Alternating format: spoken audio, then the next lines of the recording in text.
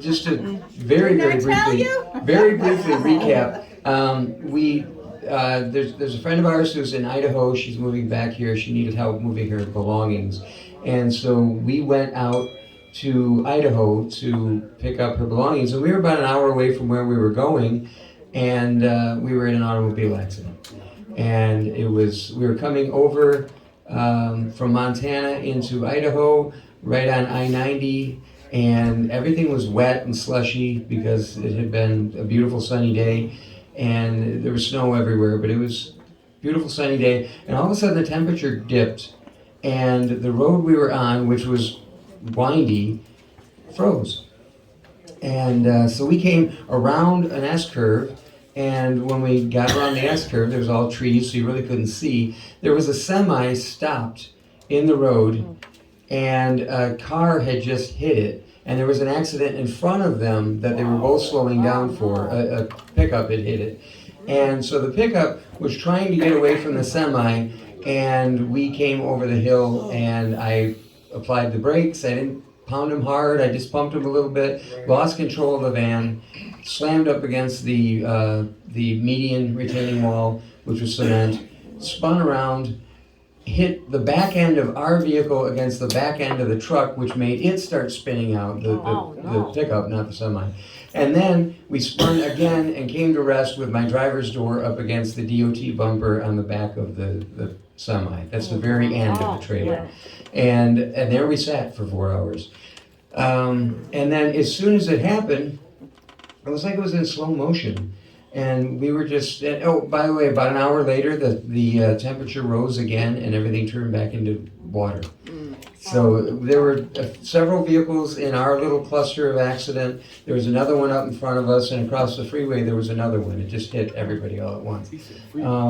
But it was interesting. We were there, we were relatively calm, and I was calling 911, and then we looked over and began to realize that there were still vehicles coming down that hill, and it was still ice, solid ice. And it was a fairly blind curve. There's no way they could have seen us, just like there was no way we could have seen the people that we hit, that I hit. I managed to hit everybody. It was fun. You're all getting hit. And so Micquette is in the passenger seat, and I can see semis coming around this curve, and people are swerving on the ice. And she's like frantically trying to scramble out of the passenger seat. I'm talking to 911, yelling at her to get out of the seat, and it was exciting. It was so scary, you don't even know. Oh my gosh. That was the scariest part, was the accident was kind of surreal, happened in slow motion, like he said. We just sort of, we hit one thing, spun some more, and hit another thing. It's almost like ballet. It was beautiful, like a dance. And then we just sort of came to rest up against the semi, and that was good. And then we looked up and thought, oh no, they can't see us. And it was just semi after semi, and they were just coming so fast. And they were starting to slide and starting to hit each other up once they could see us. Nice. And they couldn't stop. And because we were in that elongated van, it stuck out into the other lane a good way. So they had to literally go into the median, which was up against a cement wall, which was covered by another couple feet of snow. Yeah, there's snow everywhere. And they had to like squeeze by us and just try not to hit us. And they were kind of funneled down into this one lane. And by the grace of God, literally, this trucker came and he just parked. Is J. Mar Trucking is the name of the trucker that the company. If you see any there, you got a big red truck. J. Mar Trucking. It was one of those guys. If you're out there, contact us, man. Holy moly. It was so scary. He parked about 30 yards, actually, between, and put on his hazards and just sat there. And for 4 hours, he sat there. And the police officer, after 3 hours, the police officer said, you can go. And he said, no, you're not going. Yeah, it was not until, because those people were still screaming down that hill. They could have still hit us easily, and he just waited right there and just really protected us, just kept us totally safe. We had nowhere to go. Yeah. And the pickup that hit the semi initially that I ended up hitting, after I hit him, he started to swerve and he went in front of the semi. He got hit by a semi. He got hit by another vehicle. And when we went past, 4 hours later, when we went past that truck, it was just crunched. And no one was hurt. Nobody got hurt? Thank No one was hurt. God. Yeah, not one ambulance. It was amazing. It really was.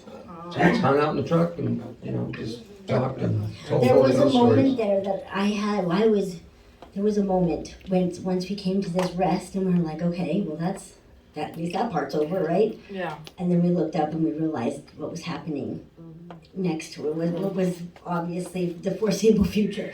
I was gripped with fear that I haven't felt in probably 16 or 17 years. Wow. And it came over me like a wave, and I thought, oh my gosh, we're really gonna die right now. I almost started calling my kids, which I'm so glad I didn't, because I'm dramatic. There's no reason for all that. We've never I had never done that. Probably freaking Mark You're out. so cute. We're below breakout. We're just So road trip and I'm driving. Yeah, Who's in the van with me? I'll follow you. He's a very good driver. I'm riding with him. Put your hands on the steering wheel. I'll tell you, it was a great trip. I went back to Great Falls, Montana for the first time since 1989, and I got there on February 27th, and I had left Great Falls, Montana, February 25th, 1989, when I was honorably discharged from the United States Air Force, and I had been stationed there, and it was so nice to go back. We stopped in a hotel, and I had been waiting for money to hit my bank account, and we were wiped out. We were just like, God, do something, please. And so we got there, and I called Pastor Dave. I told him, well, I'm gonna have to call and get the room paid for, and Pastor Dave said that he would do it. And so I called Pastor Dave, and I said, hey, Pastor, and I'm talking to him, and I saw the guy behind the desk, his ears perked up, and he's just listening. And as soon as I got off the phone, he said, so who's your pastor? And I said, well, Pastor Dave, Wisconsin, blah, blah, blah, we're talking. And I know everybody knows Dave, and he might actually know him if he saw him, but this guy was a pastor and a church planter. And he had planted churches all over the area, and he was also an ex-jetter, like myself. And it was cool. He immediately, he said, well, are you hungry? Let's go to eat. He took us out to eat, and we hung out with that guy all night. He was great. We prayed. That whole trip was like that. And I was loading up the car coming out of the hotel while we were still in, we were in Montana. We were in Miles Cities, Montana. And this woman came around the corner. She worked there, and she saw on the van, it said, on the side of the van, it said overflowing cup. And she said, what's that? And it said, oh, it's a street ministry in Beloit, Wisconsin. And immediately her whole face changed. And she said, I've been so far away from God. And she just stopped. And you could just feel there was this holy moment in Montana. And it was great. We had a chance to pray together, and the whole trip was like that. It was just wonderful. We got to where we were going, which was St. Mary's, Idaho, which is a beautiful place, by the way, and found out that there was a massive snowstorm coming in to hit that valley in just a few hours. We loaded up that U-Haul.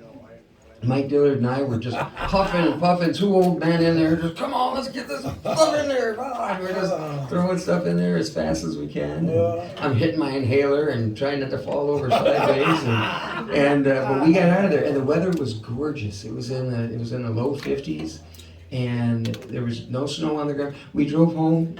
Roads were absolutely dry. It was a beautiful So trip. your accident was on the way home or on the No, way the accident was on the way there.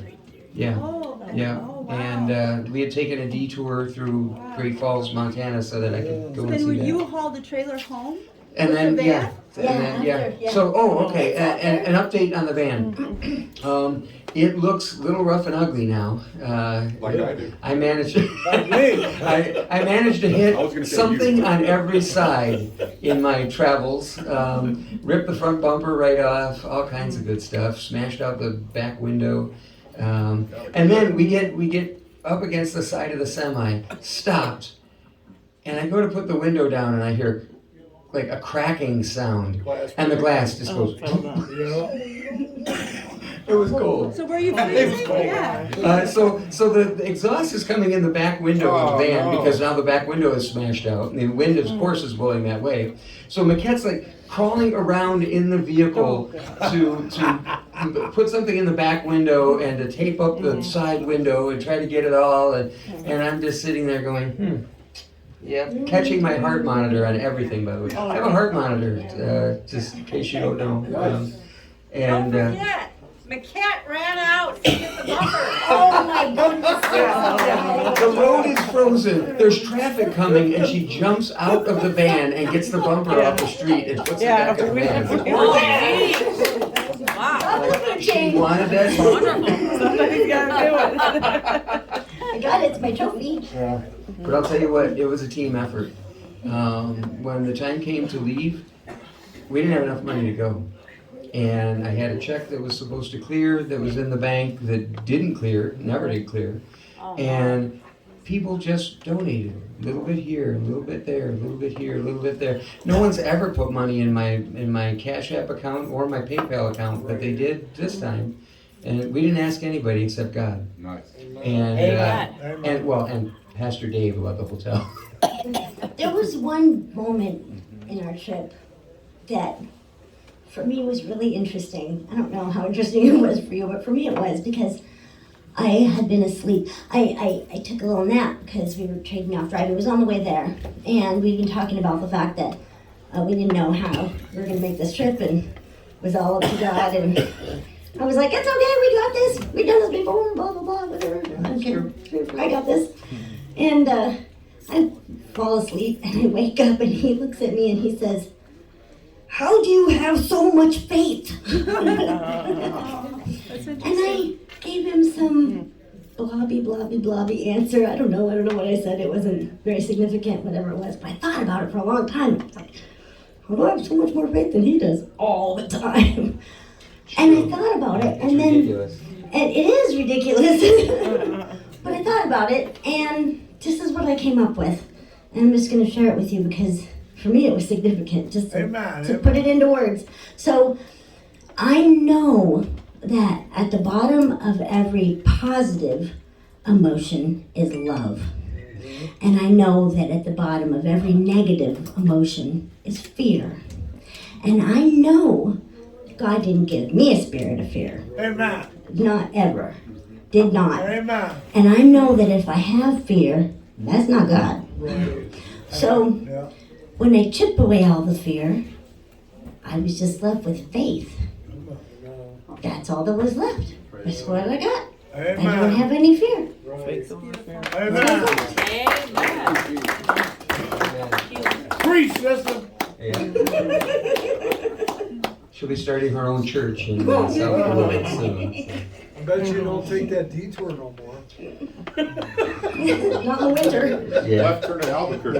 And and the funny thing is, because I've had people say, well, you should have checked the weather report. Well, Shut up. the weather was beautiful that day. It was only bad for about an hour. And it didn't rain, it didn't snow, it just froze. And then the temperature came back up. And, but when it was all said and done, got a call the next day from the insurance company of the pickup, and the pickup driver had accepted responsibility for the whole accident. He hit the semi and then sort of bounced off into traffic, and so anyway, the upshot is that there was some rust on the van that was very kindly donated by Father Earl and the ministry up in Janesville, and there was some rust on it. Couldn't really see it very well, but there was. And now we're going to get the rust repaired, and along with everything else that I may have contributed to the process. What about the bumper? The bumper is still in the back, so We can have that reattached. It's in perfect shape. yeah. But yeah, we got a call from an insurance agency the next day saying, yeah, we'll take care of it all. It's good. Amen. So, Amen. you know, let God be glorified in everything. In everything. It was a good trip. Yeah. All right. Well, I do actually have a message tonight, but it's not a long one.